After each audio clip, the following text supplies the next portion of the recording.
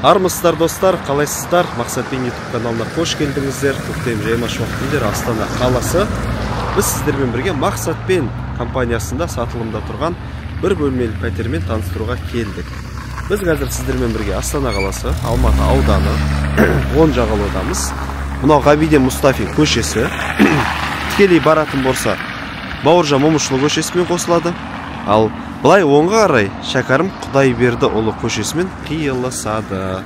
Мінекей, мынау Меррити тұрғын үй кешенінде бізде сатылымда 39-7 шаршы метр болатын бір бөлмелі пәтер бар. Ғабиден Мұстафин 15 көшесі. Жалпылама, достар, жалпы енді сіздер біле жүріңіздер, жақын маңда 5 мектеп бар екен. Мектептердің қаншалықты жақын орналасқанын көру үшін 2GIS қосымшасына кіресіздер. 64, 38, 37, 32, 52 мектептерді теріп көретін болсаңыздар, өздеріңіз тамашалайтын боласыздар.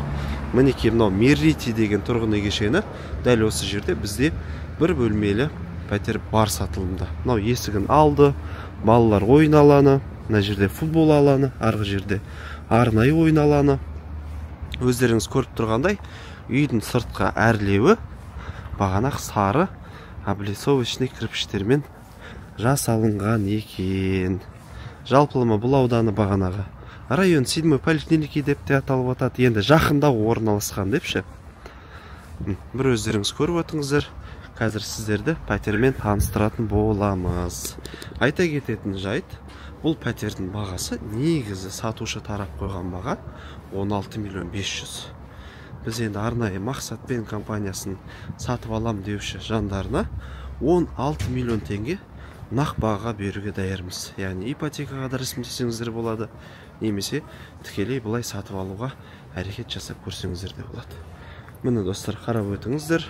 Бағана жалпы пәтерге кірер бұрыстан байқағанымыз, бұрын бір қабатта бір бөлмелі пәтер орналасқан 3 пәтер бар екен. Міне есігін алды, есігін алдым бәрі асфальт. Міне достар, кіреберістер сол кезде арғы жақтан бір кіреберіс бар. Екінші мына кіреберіс негізі бар, бірақ андай сыммен жауып қойыпты. Көрдіңіздер ма? Арғы жақта сыммен жауып қойған. Бұны ескеретін болсақ, сонда әзірге бағана кіріп шығатын жер бір жер екен. Есіктің алдында көптеген көліктер тұр. Қазір тікелей көтеріліп пәтер тамашалайтын боламыз достар. Жақсы. Мынау бізде міне кіреберіс. Яғни қазір біз екінші қабатқа көтерілу арқылы лифтке мінетін боламыз. Әрмен қарай пәтерге көтерілеміз. Жылыту батареялары тұр екен подъездерде. Одан кейін жалпы бір қабатта, мен достар өздеріңіз көріп тұрғандай, 1, 2, 3 пәтер орналасқан. Оң жағында мінекей лифт. Енді лифт 2006 жыл соғылған нысан болғандықтан қазіргідей жаңа лифттер емес. Мына жерде бейнебақылау камерасы тұр. Кеттік, барып көрейік үшін. Мінекей достар, 39-7 шаршы метрді құрайтын бір бөлмелі пәтер. Екі есік, бірінші есік, екінші есік. Мынау бізде кіреберіс.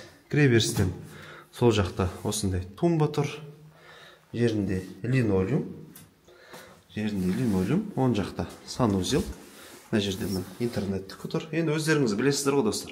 Бұл үйді сатып алғаннан кейін, мысалы, интернеттің модемін тумбаның ішіне кіргізіп қойсаңыздар болады. Немесе басқа да бір варианттарды ойластырып көрсеңіздер болады. Оң жақта мына жерде үлкен осындай шкаф тұр екен.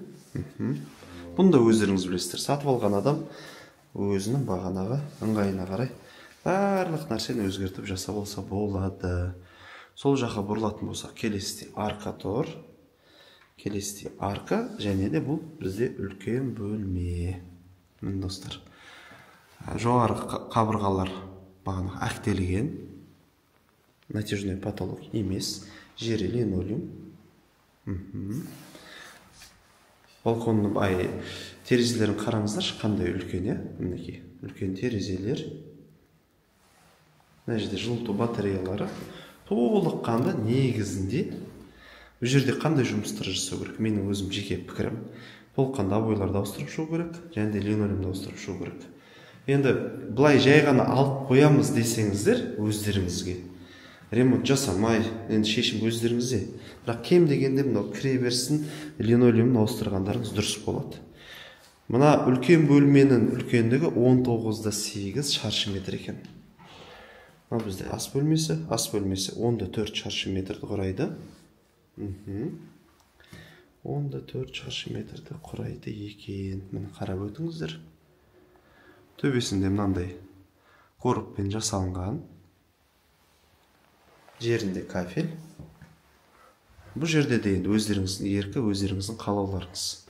Бірақ негізі встраиваемый толыққанды мебель тұр екен. Бірақ көріп тұр енді. Біраз уақыт бұрын қойылғаны.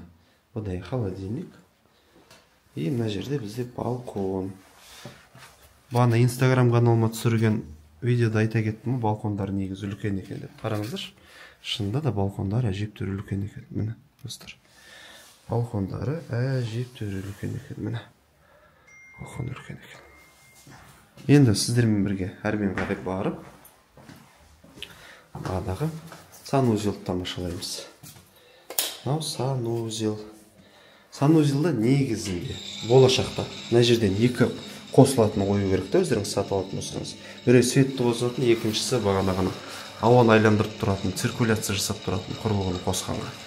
Бұл жерден екеуі де бірге қосылған, сондықтан свет жанды құрылғы бірден қосылып кетеді. Міне. Мынау санузелдің іші. Бұл жерде де мына көрдіңіздер ме? Оң жағында корпус сынып кеткен екен. Мына корпусты да толыққанды жөндеу жұмыстарынан өткізу керек. Сол қымбатты достар. Міне.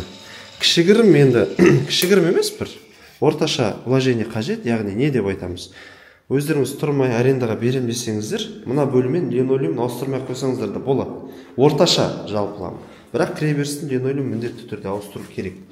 Одан кейін арендаға беретін болсаңыздар, өздеріңіз тұрмайтын болсаңыздар, мына корпустарды көріп тұрсыздар ғой. Гипсокартон және де тура осы түстегі кафельдерді аласыздар да, мына жерде, мына ана жерде жауып тастайсыздар. Қосымша кухняны да енді өздеріңіз көре жатарсыздар, обойны ауыстырасыздар ма, ауыстырмайсыздар ма? Мен міндетті түрде төменге осы пәтер бойынша біздің жауапты маман номерін қалдыра кетем. Сол кісіге хабарласып, сұрақтарыңызды қойып, бағана показ көру қажет болса, хабарлассаңыздар болады достар. Жақсы, саламатта болыңыздар.